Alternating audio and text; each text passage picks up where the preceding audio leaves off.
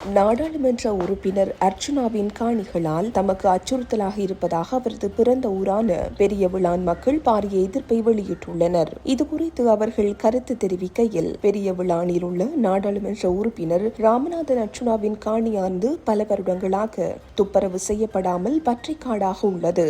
அங்கு ஒரு பாழடைந்த கிணறு உள்ளது. அந்த பற்றி காணிக்குள் விஷம் கொண்ட பாம்புகள் மற்றும் வேறு விஷ ஜந்துக்கள் என்பன காணப்படுகின்றன. குறித்த காணியில் உள்ள பாம்புகள் வெளியேறி வீடுகள், வீதிகள், அருகில் உள்ள கடைகளுக்குள் வருவதால் மக்கள் மிகவும் அச்சத்தின் மத்தியில் இருக்கின்றனர். வீதியில் சிறியவர்களோ பெரியவர்களோ யாரும் பயணம் செய்ய முடியாத நிலை காணப்படுகிறது. அருகில் உள்ள ஆலயத்துக்கு, அருகில் உள்ள கடைகளுக்கு கூட செல்வதற்கு அச்சமாக இருக்கிறது. மக்களுக்கு முன்மாதிரியாக இருக்க வேண்டிய நாடாளுமன்ற உறுப்பினர் தான் பல நல்ல விடயங்களை செய்வதாக வாயால் மட்டுமே கூறிக்கொண்டு இருப்பவர் தனது காணி குறித்து அக்கறை இல்லாமல் இருப்பது விசனத்தை ஏற்படுத்துகிறது. காணியை சுத்தம் செய்யாவிட்டால் பிரதேச சபையினால் அந்த காணியானது சுத்தம் செய்யப்பட்டு பிரதேச சபைக்கு உரியதாக மாற்றப்பட வேண்டிய நிலைமை கூட ஏற்படலாம். பெரியவிளானில் காணிகள், வீடுகளின்றி பல குடும்பங்கள் வாழ்கின்றன.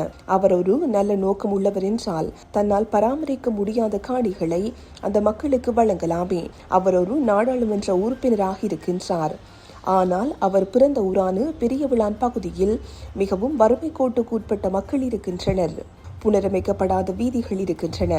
செய்யப்பட வேண்டிய அபிவிருத்தி திட்டங்கள் பல உள்ளன. அவற்றையெல்லாம் அவரால் செய்ய முடியாது. ஆனால் வாயால் வெட்டி பேச்சு பேச முடியும். உள்ளூராட்சி சபை தேர்தல் மற்றும் மாகாண சபை தேர்தல் ஆகியவற்றுக்கு பரீட்சை வைத்து அதில் சித்தி பெறுபவர்களையே போட்டியிட அனுமதிக்க வேண்டும் என்று நாடாளுமன்ற உறுப்பினர் அர்ச்சுனா கூறுகிறார். அதை நாங்கள் ஏற்றுக்கொள்கின்றோம். அதுபோல நாங்களும் ஒரு கோரிக்கையை முன்வைக்கின்றோம். அதாவது, இனிமேல் நடைபெறுகின்ற நாடாளுமன்ற தேர்தலில் போட்டியிடும் வேட்பாளர்களின் மனநிலை குறித்து பரீட்சித்து அவர்கள் மனநலம் பாதிக்கப்படாமல் ஆரோக்கியமாகத்தான் இருக்கிறார்களா என பரீட்சித்த பின்னரே தேர்தலில் போட்டியிட அனுமதிக்க வேண்டும் என கோரிக்கை முன்வைக்கின்றோம். இதை நாடாளுமன்ற உறுப்பினர் ராமநாதன் அர்ச்சுனாவும் ஏற்றுக்கொள்ள வேண்டும் என்கின்றனர். We'll send him to a doctor because he has a mental disorder. No, you can't. You can read only the things we have written. It's a shame on the parliament. We can't speak. What's a shame? 77 days. You are celebrating 77th Independence Day yesterday, whereas I can't speak 77 days in this parliament. Shame on this parliament. Shame on you. You read what you have written in the document. I can't talk. No, you read what you have written. Which part of the standing order says I can't talk? No,